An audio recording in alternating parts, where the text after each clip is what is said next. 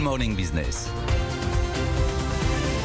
Jean-Marc, Emmanuel, messieurs, bonjour, bienvenue. Il va y avoir de la relance en Chine. Le Premier ministre qui a ouvert la session annuelle du Parlement l'a annoncé. Alors, gros plan d'investissement équivalent à 480 milliards d'euros, des emprunts d'État, de l'argent qui va aller en masse vers les pouvoirs locaux pour essayer de relancer l'économie. Comment est-ce que vous regardez tout ça? Est-ce que vous vous dites, Jean-Marc, le moteur chinois est grippé finalement ou non? Oui, je crois que quand on regarde la situation de l'économie chinoise, on peut l'analyser à trois niveaux. D'abord, il y a la tendance longue, et je renvoie les auditeurs téléspectateurs au rapport très bien fait par le FMI, le rapport article 4 de 2019, qui soulignait déjà les difficultés qu'allait connaître la Chine dans les 10 ans à venir.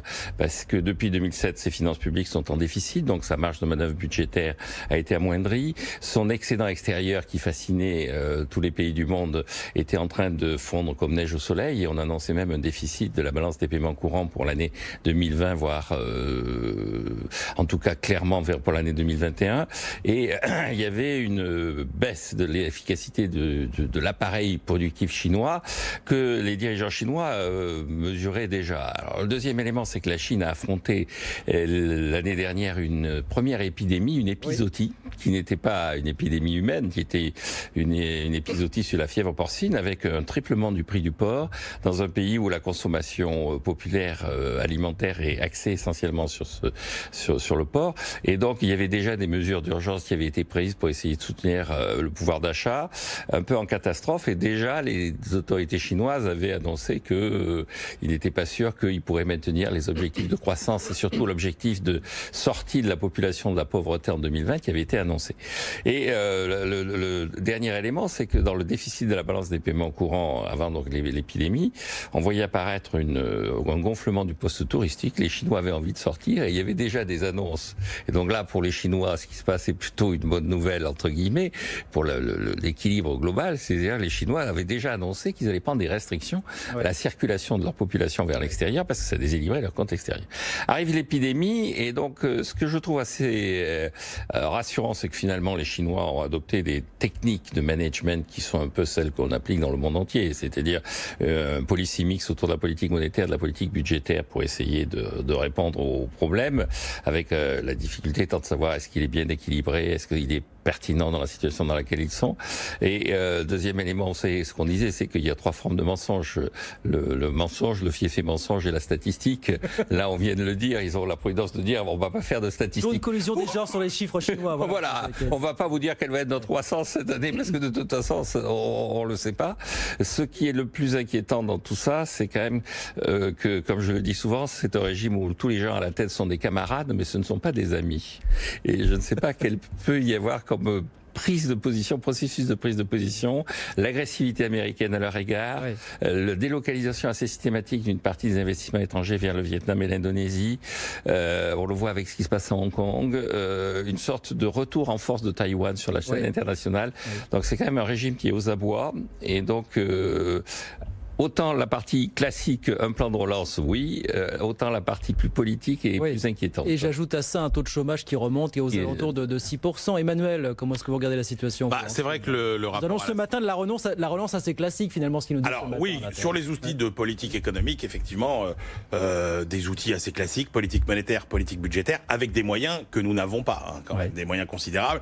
3,5% de déficit public, c'est quand même pas énorme. Le pays, même si c'est un pays qui est en mutation, qui n'est plus un pays émergent et qui est en train de devenir un pays plus mature, dispose quand même d'un réservoir d'épargne absolument considérable. Donc la problématique financière n'est pas aussi dramatique ou mélodramatique, j'ai envie de dire, que ce qu'elle est en Europe. Après, effectivement, il y a ce rapport fascinant à la statistique, c'est-à-dire qu'en gros, vous fixez des objectifs et puis le jour où vous n'avez pas envie de publier des statistiques, vous ne les publiez pas. Pourtant, c'est eux qui les fabriquent. Donc, il faudrait avoir confiance dedans. Je vous rappelle cette citation géniale de Churchill. Les marchés les absorbent. Oui, cette citation géniale de Churchill qui était « Je n'ai confiance dans les statistiques que lorsque je les ai falsifiées moi-même ».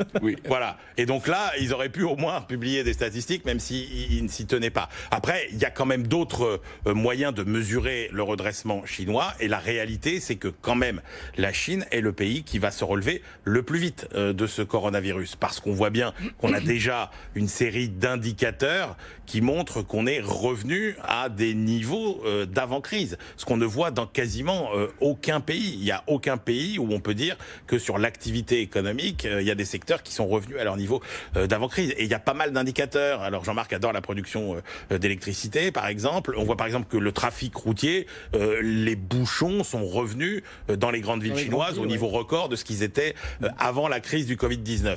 Donc c'est pas une reprise en V, mais c'est au moins une reprise en U que connaissent les Chinois. C'est-à-dire qu'il y a eu cette forte chute de l'activité, il y a eu une assez longue période d'activité très largement au ralenti, et puis le redémarrage est quand même assez virulent.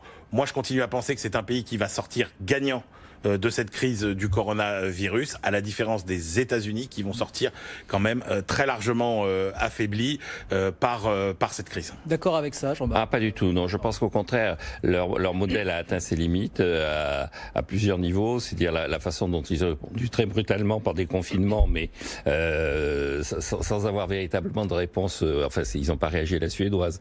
Et je pense que justement tout un système qui était axé sur l'exportation, sur une sorte de présence de plus en plus affirmée de la Chine dans l'économie mondiale est en train de montrer ses limites. Donc je crois qu'ils sont...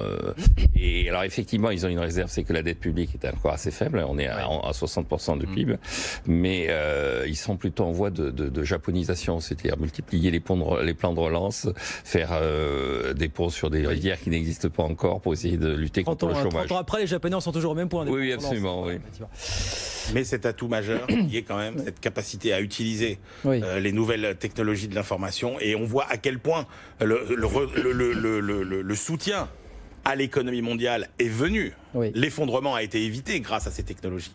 Et la maîtrise qu'ont les Chinois de ces technologies, la capacité à maîtriser les données, la profondeur des données, la multitude des données, font qu'ils ont des atouts considérables pour toutes ces activités qui vont quand même être des activités majeures. La réorganisation de l'économie autour des outils technologiques, de l'information, pour justement éviter ces pandémies, etc.